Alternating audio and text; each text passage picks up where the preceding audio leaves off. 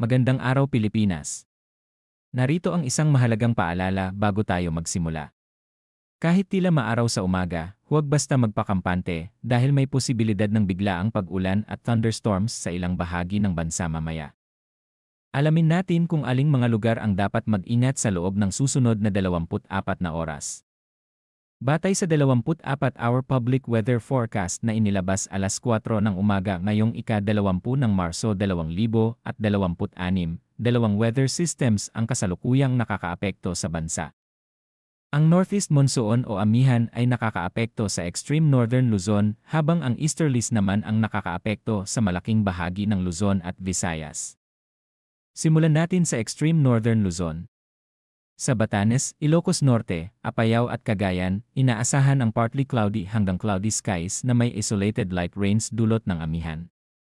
Sa ngayon, ang mga pag-ulang ito ay hindi inaasahang magdudulot ng malaking epekto, ngunit maaari pa ring magdala ng malamig at maulap na panahon sa mga nasabing lugar.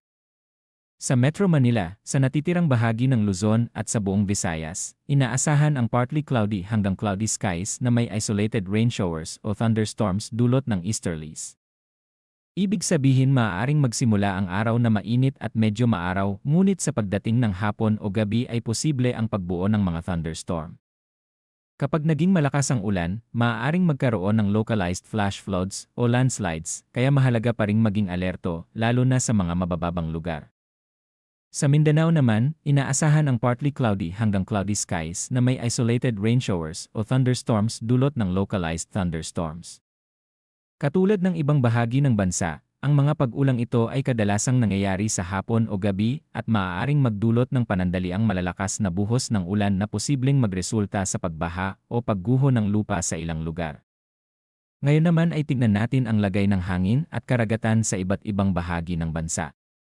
Sa Southern Luzon, Visayas at Mindanao, inaasahan ang light hanggang moderate na hangin mula northeast hanggang north. Dahil dito ang kondisyon ng karagatan ay magiging slight hanggang moderate na may taas ng alon mula 0.6 hanggang 2.5 metro. Sa pangkalahatan ay ligtas naman para sa karamihan ng mga sasakyang pandagat, ngunit pinapayuhan pa rin ang pag-ingat lalo na kung may thunderstorms. Sa natitirang bahagi ng Luzon, inaasahan din ang light hanggang moderate na hangin mula east hanggang northeast at ang coastal waters ay magiging slight hanggang moderate na may taas ng alon mula 0.6 hanggang 2.1 metro. Para naman sa temperatura na naitala sa nakalipas na 24 na oras, ang pinakamababang temperatura ay nasa 23.7 degrees Celsius bandang alas 6 ng umaga habang ang pinakamataas na temperatura ay umabot sa 31. 0 degrees Celsius bandang alas 2 ng hapon. Ibig sabihin, mararamdaman pa rin ang init lalo na sa tanghali hanggang hapon. Samantala ang relative humidity ay naitala sa pinakamababa na 48% bandang alas 10 ng umaga habang ang pinakamataas ay 82% bandang alas 6 ng umaga. Ang ganitong antas ng humidity ay maaaring magdulot ng maalinsangang pakiramdam lalo na kapag tirik ang araw. Para naman sa astronomical information sa Metro Manila, ang sunrise ngayong araw ay alas 6 at 1 ng umaga habang ang sunset ay alas 6 at 7 ng gabi. Ang moonrise ay alas 6:35 ng umaga at ang moonset ay alas 7:17 ng gabi. Ang moon illumination ay nasa 3% na nangangahulugang papalapit na muli tayo sa bagong buwan. Sa kabuuan, makakaranas ang bansa ng kombinasyon ng mainit na panahon sa umaga at posibilidad ng thunderstorms sa hapon o gabi dulot ng easterlies at localized thunderstorms, habang ang amihan ay patuloy na may epekto sa hilagang bahagi ng Luzon.